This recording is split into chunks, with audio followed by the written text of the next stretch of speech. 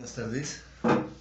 Continuando con la realización de la novela, vamos a ingresar a la página Sala. Entonces, habríamos hecho la página Saco y estábamos en Descartes. Entonces, bueno, Descartes parte del sujeto. Eso es lo importante, ¿no? En la consideración de esa filosofía idealista. Bueno, entonces él inaugura el idealismo. Estamos en Descartes y la tesis ontológica subjetiva es la que les voy a presentar, ¿no? O sea, él dice, porque esa idea, dice, de Dios, de la perfección, que no existe en mí, en un ser imperfecto, la ha puesto alguien y ese ser perfecto es Dios.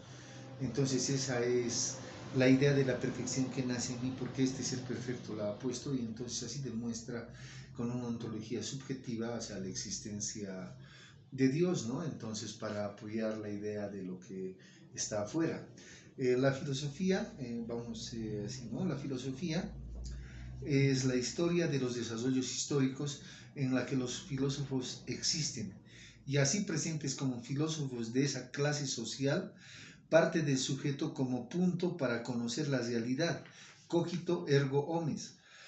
Esto, ergo sum, ya estos son filósofos idealistas, porque no parten del sujeto, o sea, porque parten del sujeto, ¿ya? Pasamos a Immanuel Kant, ¿no? Y la crítica de la razón pura. Se caracteriza por ser un pensador duro, el cual vamos a sintetizar de la siguiente manera, ¿no? O sea, Kant es un iluminista y toma como el sujeto y lo constituye como objeto, ¿ya? Porque como iluminista parte de la razón, pensando que desde su racionalidad puede darle a la realidad un orden que no tenía, o sea, un orden con el que sea compatible, ¿no? Todos sus deseos, su vida, o sea, el iluminista, por la fe en su razonamiento, revoluciona la realidad hasta hacerla compatible con su razón. Los intelectuales revolucionarios pensaron el surgimiento percibieron el surgimiento de una nueva clase social que tenía el poder económico y bueno, han concluido que debía tomar el poder político, a lo cual hacen decantar estos filósofos revolucionarios, o sea, tendríamos también que destruyen la monarquía, enarbolando los derechos del hombre, decantando todo en la Revolución Francesa. Ahí la realidad de la filosofía, ¿no? En la historia. En esa época la razón que debe ser compatible a sus intereses. Podría también servir para introspecciones existenciales, psicológicas, cuestionamientos ético-existenciales que bueno, o sea, de todas estas mentes estoy compartiendo con ustedes en esta parte de la novela. Bueno, y continuando con esto, esto todo corresponde a estas consideraciones, ¿no? Y bueno, tendríamos que decir que tiene una obra que se llama, o sea, desde frente, ¿no? En la Revolución Francesa, poco antes, Voltaire hace una obra que se llama Cándido el Optimista. Y en esta obra, o sea, se destaca porque existen dos personajes, uno es el doctor Panglios y otro es Cándido, el cual acepta todas las explicaciones que le da el doctor Panglios en relación a todo lo que no se debe aceptar y que es, o sea, se basa en un filósofo que se llama Lavoisier, quien razona, o sea, y dice que Dios habría elegido el mejor de los mundos posibles para nosotros, y siendo este el mejor de los mundos posibles, con todas sus imperfecciones, es lo mejor, y esta justificación se la va dando Panglios a Cándido, ¿no? Pero el lector de la época ya ha logrado decir, entonces con esta obra logra hacer la ignominia más ignominiosa, ¿no? O sea, para todos los estantes de esa época, y con esto, o sea, subvierte a las masas.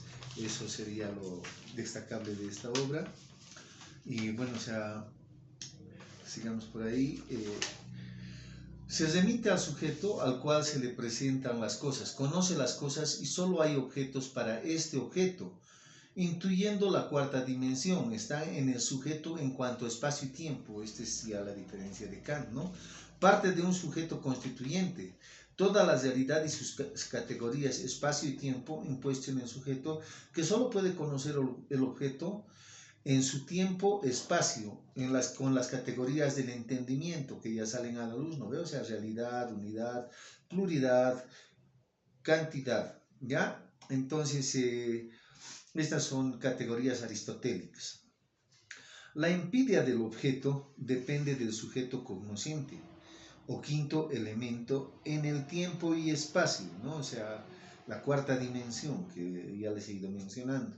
Esta filosofía idealista que parte del sujeto cognosciente, o sea, esto se llama formalismo kantiano, o sea, la experiencia posible, el sujeto da forma a las cosas, pero las desconoce en sí. El sujeto cognosciente le da forma conveniente para conocerlas sin la participación de Dios.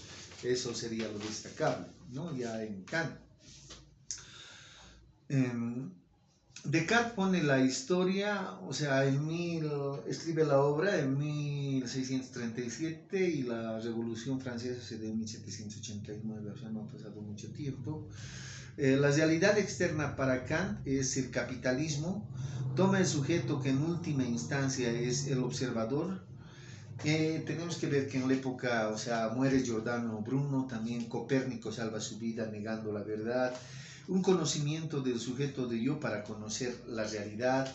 Enciclopedistas como D'Alembert, Diderot, Voltaire, Rousseau explican y aclaran a los revolucionarios por qué luchan en una obra que se llama la Enciclopedia.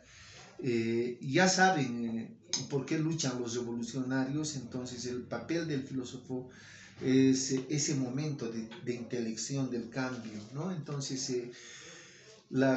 cuando Kant escribe la crítica de la razón pura, tenemos que entender crítica no como una forma peyorativa de referirnos, ¿no? Sino que crítica es equiparable a conocimiento. Parte del sujeto cognosciente y en sí se remite a Hume en 1776, ¿no? El principio de la causalidad se basa en la noción de hábito, o sea, todo lo que se va repitiendo, eso es la causalidad, o sea, no se necesita ser un teórico para demostrar algo tan sencillo. Si va a llover, o sea, las nubes se han acomodado y ese tipo de cosas, ¿no? O sea, es sencillo, hay arreboles en el cielo, ¿no? O sea, constante observado. Kant fundamenta un pensamiento científico de cómo funciona el pensamiento humano. Ese es el aporte de Kant, ¿no? O sea, la diferencia entre Kant y Descartes. Descartes pedía permiso a Dios para la veracidad de lo externo. Kant, el sujeto cognosciente le da forma a lo externo. Jacques Lacan nos lleva a una realidad totalmente simbólica cuando nos habla ya de dónde nos hallamos, o sea, él habla de simbolismos, o sea, números, numerología, calles, flechas, vectores, pirámides, todo lo que ya tentamos, toda la grametría, ¿no? Estamos envueltos en un mundo gramétrico, eso es lo que nos hace entender Jacques Lacan. Marx dice, el sujeto es un reflejo de la realidad. Freud nos habla del subconsciente, del fenómeno onírico, en sus tratados nos habla de lo que ya les habría hablado, de la esquizofrenia, los ataques que una misma mujer se hace a la vez con una mano al desnudarse, con otra al protegerse.